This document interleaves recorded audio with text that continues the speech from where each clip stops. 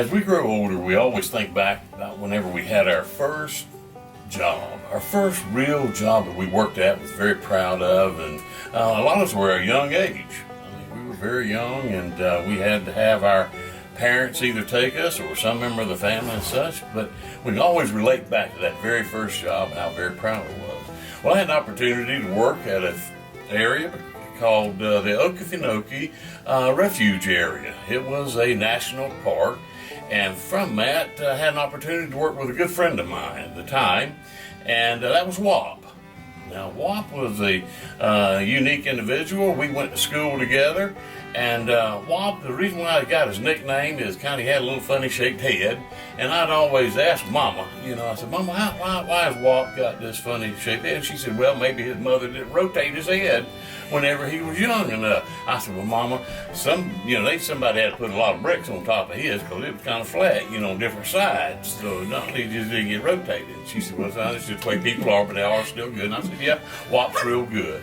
But Wop and I got a job together working at the Okefenokee Swamp. We were together, and our job primarily during the summertime, and we worked as well during the fall time of the years on the weekend.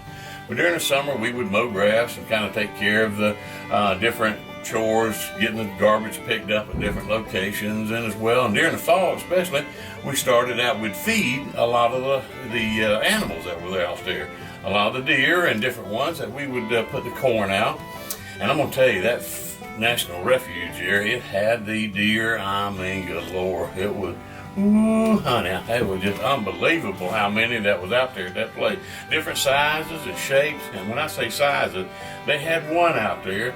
Ladies and gentlemen, I want to tell you that the rack on that rascal, it would make Bambi's granddaddy look, pale and psycho. It had a huge rack onto it.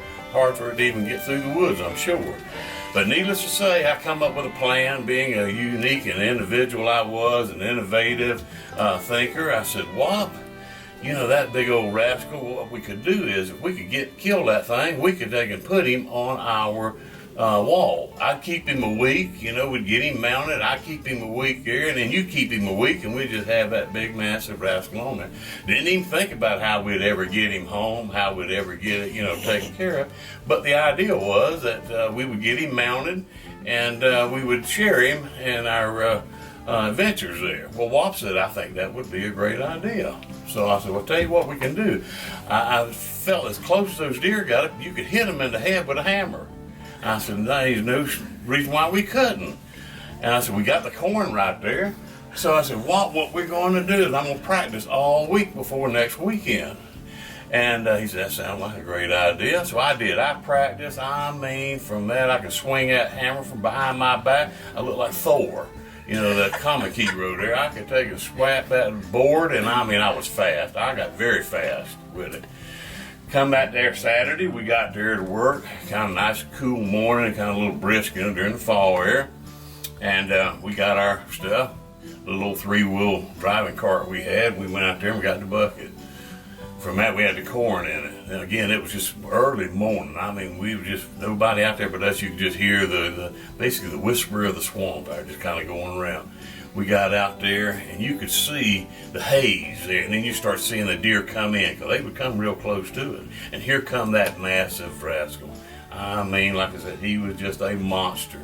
He come up closer and closer. I had that ball peen hammer behind my back, hidden there, and I was walking.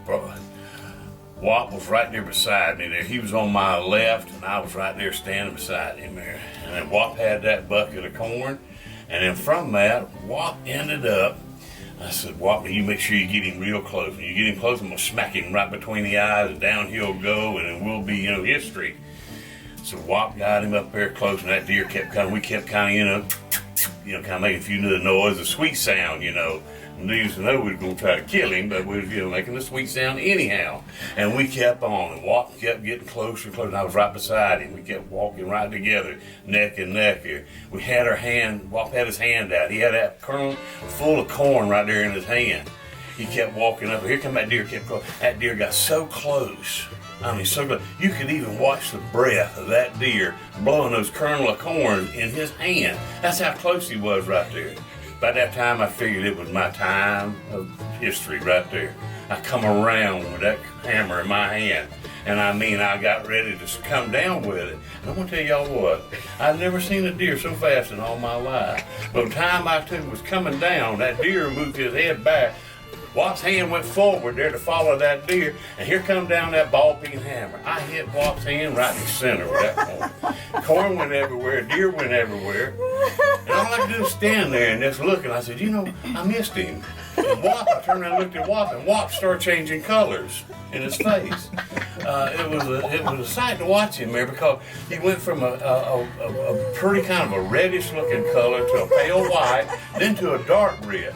And then I kept looking, I said, Wap, I missed him. All the corn was gone. I looked at his hand, except for one kernel. There was one kernel in the palm of his hand, was rising up with this purplish blue area in the palm of his hand, was rising up with it. I said, my God, I said, no, look at it. And I looked at Wap, and I could see down beside his cheek, there was a tear rolling down each side.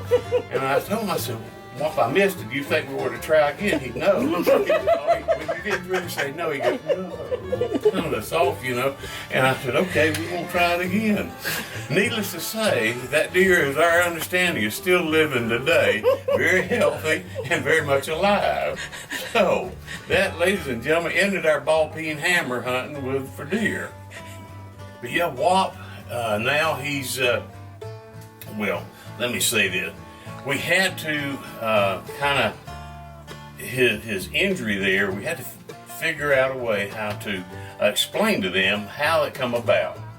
And to keep from losing our job, we had to kind of fib a little bit, kind of stretch the truth a little bit, maybe if you want to call it, even totally out lie a little bit. But it was a necessity to keeping our employment out here. So after I took my knife and that one little kernel of corn that was at the top of it there, I flicked it out, and then it finished making the bubble in the palm of his hand. Like I said, a nice, beautiful, pretty purple, reddish color.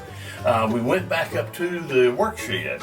And Wap there, you know, he wasn't able to talk very much at the time. He was in an emotional state of it hurting like what he called like hurting like hell.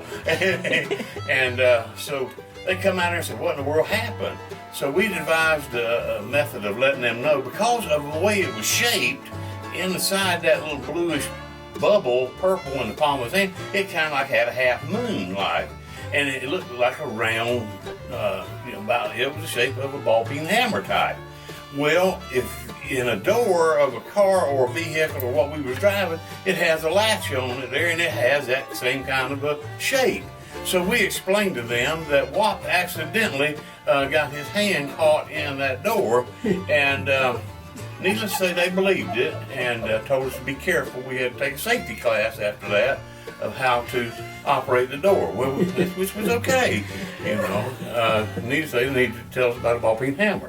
And as well, from here on out, when I knew it, every time we would be working in the shop there and anybody brought out a ball peen hammer, especially if it hit something or other, Wap would jump and jerk a little bit. So we knew it had a devastating effect on him, and probably for the rest of his life. But needless to say, we didn't do any more hunting with a ball peen hammer.